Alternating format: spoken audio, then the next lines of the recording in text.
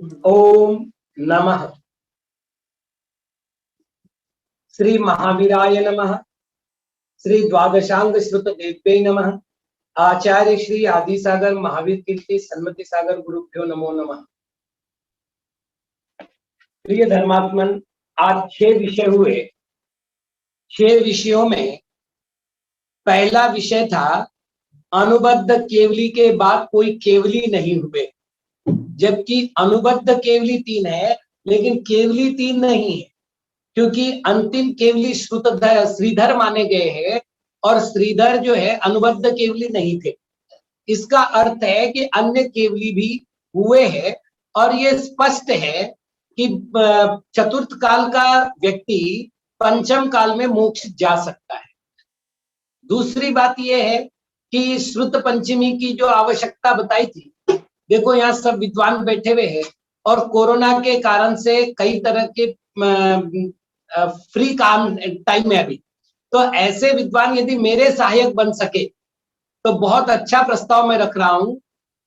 लगभग 10,000 ग्रंथों की सूची पत्र बन सकता है जो 2000 वर्षों में हमारे आचार्यों ने लिखी है।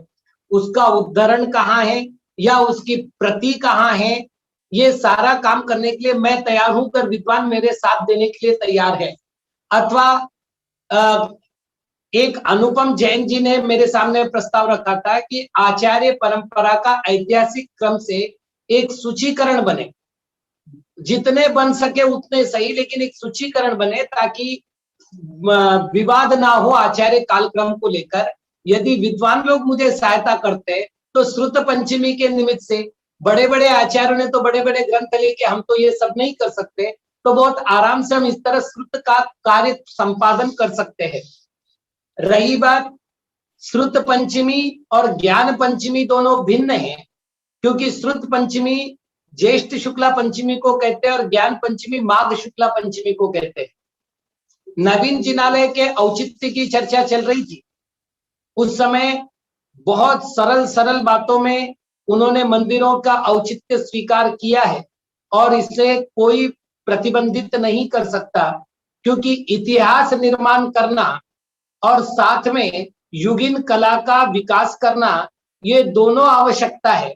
इतना ही नहीं, शहरीकरण के कारण से हर शहर में जैनों की संख्या, जैसे अभी मैं चेन्नई में हूँ, 40-50 किलोमीटर दूरी तक चेन्नई फैला हुआ है और वहां पर कोने कोने में जैन है। ऐसे लोगों के लिए अगर निकट में मंदिर नहीं हो तो उनके देव दर्शन आदि आवश्यक छूट जाए। तो मंदिर के निर्माण को तो नष्ट नहीं किया जा सकता, बस इतना ध्यान रखना है पुराणों की रक्षा हो, मूर्तियों की ऐतिहासिकता की रक्षा हो और नवीन जिनालय असम्यक नहीं। मतलब ये बात थोड़ा सा मैं पंडित जी के शब्दों की ओर देख रहा हूं कि जहां सैकड़ों मंदिर बने हुए हैं और वहां पर मंदिर की पूजा करने वाला कोई नहीं, और हम वहां खड़े रह करके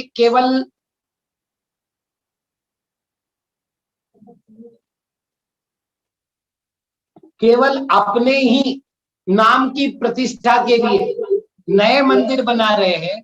ये सारी बातों पर एक बार विचार होना चाहिए और जो भी नए मंदिर बने वो संप्रदाय विशेष के आग्रह से न बनकर प्रतिष्ठा विधि के अनुसार बनने चाहिए। ये इतना इसमें कहा जा सकता है।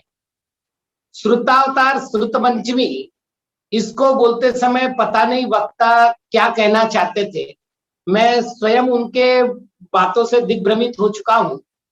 उनका कहना है कि श्रुत नाम का कोई देवता नहीं है, जबकि जयदु सुध देवदा ये शब्द का धरसेन आचार्य प्रयोग कर रहे हैं। और उन्होंने जो प्रमाण की बात कही थी, मेरे सामने आदि पुराण है, आदि पुराण के 355 नंबर पेज पर आचार्य महाराज ने 103 नंबर का श्लोक लिखा है। इत्युक्त्वा मुहुरासाश्च विस्तीर्णे हेम पट्टकम अधिवासस्य स्वचित्तस्थाम श्रुत देवी सपर्यया। और इसका मैं अर्थ करने की बजाय मैं पन्नालाल जी साहित्याचार्य का अर्थ प्रकट कर रहा हूं, क्योंकि ये सर्वमान्य विद्वान रहे। 13 पंथ आमनाय के लिए भी, 20 पंथ आमनाय के लिए भी और सोनगढ़ आमनाय के लिए भी, मतलब सभी जैनों ने पंडित पन्नालाल जी को आदर्श अनुवादक माना है। इसलिए उन्हीं का अनुवाद पढ़ रहा हूं। भगवान वृषभदेव ने ऐसा कहकर तथा बार बार आशीर्वाद देकर, आशीर्वाद दिया है दोनों बच्चियों को, और दोनों हाथों से अपने चित्त में स्थित श्रुत देवता को आदर पूर्वक सुवर्ण के विस्तृत पट्टे पर स्थापित किया। सुवर्ण के विस्तृत पट्टे पर स्थापित किया। अब ये पक्का है कि दो प्रकार की स्थापना हो सकती है, एक तदाकार स्थापना और दूसरी अतदाकार स्थापना, लेकिन दोनों ही अपेक्षा से श्रुत देवता का अस्तित्व सिद्ध होता है आदि पुराण के अनुसार। दूसरा उन्होंने कहा कि श्रुत देवता में जो देवता शब्द है वो स्त्रीलिंगी है और स्त्री कभी पूज्य नहीं हो सकती वगैरह वगैरह। पहली बात तो यह है कि देव शब्द पूज्यवाचक है, न कि स्वर्ग गति का।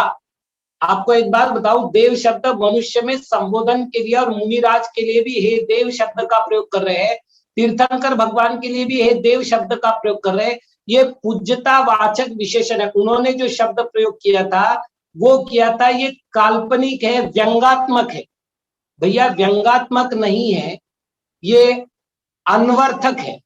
अनवर्थक जो होता है वो अपने अपने ऐसे ही श्रुत को माता मानने से उन्होंने विरोध कर दिया, जबकि श्रुत देवता के संबंधित, अब वो कह रहे कि इनकी कोई प्रतिमा नहीं होती। कृपया वो एक बात बताए, नव देवता की प्रतिमा है कि नहीं है? और यदि नव देवता की प्रतिमा है तो उसमें श्रुत देवता नाम के एक देवता है कि नहीं है? और नव देवता में कहा है? आगे सरस्वती के बारे में अगले वक्ता ने कह दिया, इसलिए अधिक नहीं कहता हूं, लेकिन उन्होंने जैसे कहा, जो बड़ा विचित्र लगा कि उन्होंने कहा कि पूज्यता को उन्होंने गुणस्थानों से जोड़ा, जबकि पूज्यता का आधार गुणस्थान नहीं है। ये एक सबसे बड़ा भ्रम है। और जो दिग्भ्रमित हुए, मैं तो आशा करता हूं कि एक ऐसी संगोष्ठी हो जिसमें पूज्य, पूजक, पूजा, पूजा फल, इनको लेकर के, पूजा द्रव्य, इनको लेकर के चर्चा हो और उसमें सारे आगम के मंथन हो। आज इसका लंबा विषय करने की आवश्यकता ही नहीं थी, लेकिन छोटे से बात बताऊं कि पूज्य के लिए रत्नत्रय का अनिवार्य नहीं है, अर्थात पूज्यता के लिए रत्नत्रय अनिवार्य नहीं है। अब आप कह रहे हैं पूज्यता का गुणस्थान से संबंध कर रहे हैं, और जो दिक्कत आ रही वो ये है कि गुणस्थान शब्द है द्रव्यानुयोग का और पूजा शब्द है चरणानुयोग का। मुझे किसी भी चरणानुयोग में, मैं आपसे एक स्पष्ट प्रश्न कर रहा हूं पंडित जी, अभव्य मुनिराज को आहार देने वाला नवदा भक्ति से पूजा करके आहार देगा या नहीं देगा? और अभव्य मुनिराज ने गुणस्थान क्रमांक 1। रही बात बहुत आगे बढ़ते हैं तो जैसा उन्होंने कहा आदि का पूज्य नहीं है क्योंकि मोक्ष नहीं जा सकती। पंडित जी आप श्रुत ज्ञानी हैं और हमारे गुरु महाराज कहते थे श्रुत ज्ञानियों की विनय करनी चाहिए, ये श्रुत विनय है। मैं आपकी विनय करते हुए सविनय प्रश्न करता हूं कि पंचम काल के आचार्य उपाध्याय साधु कोई भी मोक्ष नहीं जाता, तो जो मोक्ष नहीं जा सकता वो पूजा के लायक नहीं है, इसलिए आदि का पूज्य नहीं है अगर कहा जाए तो फिर वर्तमान के मुनि मतलब आचार्य उपाध्याय साधु की पूजा करे कि नहीं करे, कृपया आप मार्गदर्शन कीजिएगा। और इससे भी बड़ा प्रश्न है कि आचार्य कुंद महाराज कह रहे हैं, गाथा नंबर बता रहा हूं मैं आपको, पंचाचार अधिकार मूलाचार, किसी ने कुंद का ग्रंथ माना है, किसी ने वटकेर का माना है, विवाद नहीं है ग्रंथ को लेकर के, लेकिन प्रामाणिकता सभी संघों ने स्वीकार की है। और उस ग्रंथ में लिखा है इस तरह का आचरण करने वाले, पंचाचार समाचार अधिकार का अंतिम गाथा जहां विसर्जन किया है, इस प्रकार के समाचार का पालन करने वाले मुनि और आर्य का जगत में पूज्य होते हुए मोक्ष को प्राप्त करते। अब जो जगत में पूज्य होगा वो किसी पूजा द्रव्य से पूज्य नहीं होगा, ये तो कौन कह सकता है। और जब कुंद ये समंतभद्र आचार्य पूजातिशय उत्तमम कह के मातंग को पूज्य मान रहे हैं, बार बार ये कहा गया दोनों ही विद्वानों के द्वारा कि जो पूजा है वो तीर्थंकर के समान नहीं होती, तो भैया तीर्थंकर के समान तो किसी की भी नहीं होती। देव की पूजा देव के समान होगी, गुरु की पूजा गुरु के समान होगी, शास्त्र की पूजा शास्त्र के समान होगी, तीन रत्न वालों की पूजा तीन रत्न के समान होगी और दो रत्न वाले की पूजा दो रत्न की समान होगी। और यदि ऐसा नहीं है तो फिर पंडित पूज्य नहीं है। क्यों? क्योंकि पंडित में दो ही रत्न है, सम्यक दर्शन और सम्यक ज्ञान।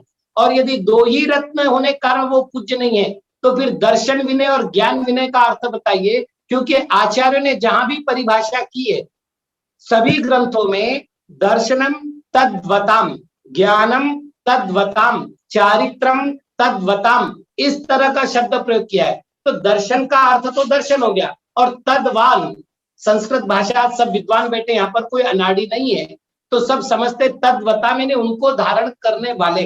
तो सम्यक दृष्टि भी पूज्य है, सम्यक ज्ञानी भी पूज्य है, सम्यक चारित्रवान भी पूज्य है, और सम्यक ज्ञान चारित्र रहित भी पूज्य है। जैसे मंदिर, सम्यक शिखर आदि, इनको कहा है उपदेवता। देवता, उपदेवता, उपदेवता, ये सारी बातें आएगी। और इस कारण से जो प्रतिष्ठा विधि में, वापिस कह रहा हूं, जब आपको पूजा पद्धति के संबंधित पूज्यता को देखना है तो आपको प्रतिष्ठा शास्त्र और चरणानुयोग के शास्त्र देखने चाहिए, तर्क शास्त्र नहीं। आपने गुणस्थान ले आए, मार्गनास्थान ले आए, और उसके आधार पर यदि हम ये करेंगे तो कई सारी दिक्कतें आ जाएगी। अस्तु, आगे बढ़ते हैं। उन्होंने ये कहा कि जिनवानी को माँ और माँ कहना कहाँ तक उचित, ये दोनों ही विद्वानों ने प्रश्न किया।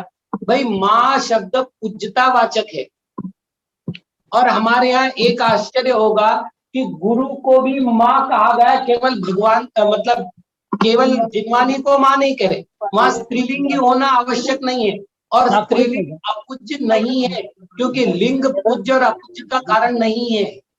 ना हम पुरुष लिंग की पूजा करें ना स्त्रीलिंग की पूजा करें, हम लिंग पूजन नहीं कर रहे हैं। अस्तु, आगे बढ़ते हैं। जैनियों की अहिंसा और कायरता के संबंधित जो चर्चा हुई, उस चर्चा में छोटा सा विषय बड़ा अच्छा हो सकता है कि हमारे यहाँ महापुरुष के रूप में जिसे स्वीकार किया गया, ऐसे 12 चक्रवर्ती जिन्होंने षट खंड पर राज्य प्राप्त करने के लिए दिग्विजय यात्रा की, नव नारायण, इन्होंने दिग्विजय प्राप्त करने के लिए 3 खंड की यात्राएं की और युद्ध किए हैं। आगे बढ़ते हैं। ऐतिहासिक पुरुषों की बात करें तो चामुंड राय को समर धुरंधर पद था। सम्राट खारवेल एक मूर्ति के लिए पाटलिपुत्र पर आक्रमण करके गया, और वहां जाकर के उसने अपनी मूर्ति वापस की। और ये जानकर आपको आश्चर्य होगा कि इतिहासकारों ने हमारी कमजोरी का, मैं विद्वानों के बीच में इसलिए बोल रहा हूं कि हमारी कमजोरी थी कि हमने अपने इतिहास पुरुषों को, हमने अपने महापुरुषों को सम्यक रूप से बाहर प्रतिष्ठित नहीं किया। तो जब भी स्वतंत्रता संग्राम की चर्चा होती है तो झांसी की रानी की चर्चा तो होती है, लेकिन किसी ने स्वतंत्रता रक्षण करने वाली रानी अब्बक्य देवी की कथा नहीं सुनी।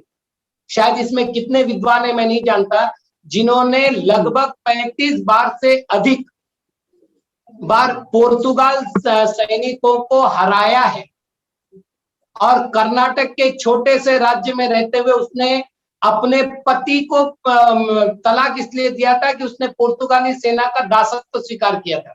और उसके बाद उसने इससे भी आगे बात कही है कि पौंडीचेरी आई है वो, और पौंडीचेरी के बंदरगाह से उसने विदेशों में मसाला, सुपारी और केसर आदि बेच करके अपने राज्य के व्यापार को और आर्थिक सुदृढ़ता को बनाया। तो ऐसे ऐसे पराक्रमी वीर हुए, युद्ध से डरे नहीं है। कायरता भय के कारण होती है, कायरता शंका के कारण होती है, अहिंसा के कारण तो निर्भयता होती है। इसलिए दोनों को तो हम एक नहीं कर सकते। और रही बात पारुल दीदी के विषय की बात, तो एक बात बहुत स्पष्ट कहना चाहूंगा, निशंकित निकांक्षित अंग को लेकर के बड़े भ्रम है। एक तरफ हम काम्य मंत्र के जप करते हैं, भाई मंत्रों में आते हैं विद्या प्राप्ति मंत्र, लक्ष्मी प्राप्ति मंत्र, संतान प्राप्ति मंत्र। इसी तरह काम्य व्रतों का अनुष्ठान करते हैं, जैसे सुगंध दशमी व्रत है या अन्य अन्य व्रत है। और ये सब करते हुए भी वो कहते धर्म करते हुए आप कोई सांसारिक प्रयोजन की बात मत करो। मैंने कहा मैना सुंदरी का उदाहरण तो स्पष्ट है कि जहां वो अपने पति का कुष्ठ रोग दूर करने के लिए सिद्ध चक्र विधान कर रही है और इसका उपदेश उसको एक निर्ग्रंथ मुद्राधारी दे रहे हैं, इसका अर्थ वो अपने मन से नहीं कर रही है। चक्रवर्ती समुद्र किनारे बैठकर 3 उपवास करते देवों पर विजय प्राप्त करने के लिए। तो धार्मिक कार्य सांसारिक इच्छा से नहीं कर सकते ऐसा नहीं है, वास्तविक अर्थ वहां लेना चाहिए, पर समयानपि च नाकांक्षित। यदि ये अर्थ लेते हैं तो सभी पर सटीक बैठते हैं। और जब हम पदों के आगे बढ़ जाते हैं, आध्यात्मिक क्षेत्र में प्रगति करने लगते हैं, तो वहां पर वो कह रहे तुमको सांसारिक सुख की अभिलाषा भी नहीं होनी चाहिए। सांसारिक सुख की बात तो छोड़ो, मोक्ष सुख की अभिलाषा भी, मोक्षे यस्य नाकांक्षा स मोक्षमधिगच्छति, स्पष्ट उत्तर है। तो कुल मिलाकर बहुत अच्छा प्रयत्न रहा। केवल मैं इतना ही कहना चाहूंगा कि बार बार अनुयोग बदल करके जितनी चर्चा होती है, अनुयोग व्यभिचार ब्रह्मचारियों के लिए या वृद्धियों के लिए, साधुओं के लिए उचित नहीं। अज्ञानी करे, एक अनुयोग का विषय दूसरे में ना जाए। और जब हम खंडन कर रहे हैं तो खंडन करते समय या तो आगम प्रमाण दे, और निषेध करते समय जैसे अभी कहा ना कि पूजा भगवान के समान नहीं होती, तो आप ये कहिए भगवान के समान पूजा नहीं होती, पूजा नहीं होती ये मत कहिए। निषेध करना और विधि के द्वारा गौण करना स्याद्वाद की मतलब अनेकांत की शैली है। विधि के द्वारा आप दूसरे पक्ष को गौण कर सकते हैं, निषेध करना तो एकांत पोषण है। तो कुल मिलाकर अच्छा प्रयत्न रहा। जिन लगभग कल 6 और आज 6 12 विद्वानों ने अपने आलेख पढ़े, आलेख में उन्होंने अपनी ओर से पूर्ण प्रयत्न किया कि अपने विषय का प्रतिपादन करें। सभी वक्ताओं को बहुत बहुत बहुत आशीर्वाद। और जिन लोगों ने आयोजन किया उन सभी विद्वत समूह को ऐसे ही कार्यक्रम का आयोजन करने के लिए पुनः पुनः आशीर्वाद। और पुनः कह रहा हूं, श्रुत पंचमी मनाने के लिए विद्वान सार्थक रूप से आगे आवे और अपन बैठ करके आचार्यों की सूची पत्र है, ग्रंथों का सूची पत्र है, इनको तैयार करें ताकि लोगों को लगे कि हमारे पास इतना बड़ा, नहीं तो लोगों को 10-5 ग्रंथ से ज्यादा नहीं मालूम और उसको आधार बना करके वो सारे ग्रंथों का खंडन मंडन कर। तो ये बातें थोड़ा सा अगर ध्यान में आ जाए तो बहुत जिन शासन पर उपकार होगा और हमारी एक भावी पीढ़ी हमारी इसको लेकर के बड़ी प्रसन्न होगी।